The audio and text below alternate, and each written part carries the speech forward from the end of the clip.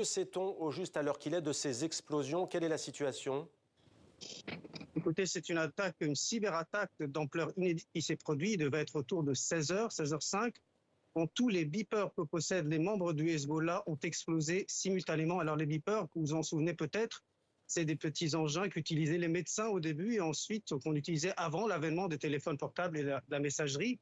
Et le Hezbollah les utilisait comme moyen de communication parallèle afin que les téléphones portables ne puissent pas être piratés par les Israéliens. Eh bien, ce sont ces mêmes beepers que les Israéliens auraient réussi à pirater et à faire exploser simultanément, provoquant des centaines, voire des milliers de blessés parmi les membres du Hezbollah. On parle également de l'ambassadeur d'Iran à Beyrouth blessé, de gardes du corps de Hassan Nasrallah, le leader du Hezbollah, qui seraient eux-mêmes blessés, ou du fils d'un député du Hezbollah, Ali Ammar, qui serait mort, en plus de centaines de militants qui ont été atteints par cette cyberattaque, encore une fois d'une ampleur jamais atteinte.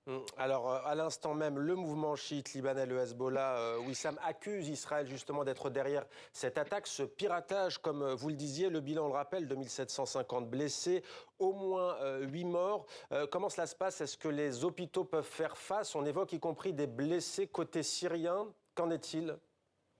Oui, effectivement, le ministre de la Santé évoque le chiffre affolant de 2800 blessés. Donc, c'est loin de pouvoir faire l'affaire des hôpitaux libanais qui sont débordés. Les hôpitaux de la banlieue sud ont été très vite débordés. Ensuite, ceux du sud Liban, de l'ABK.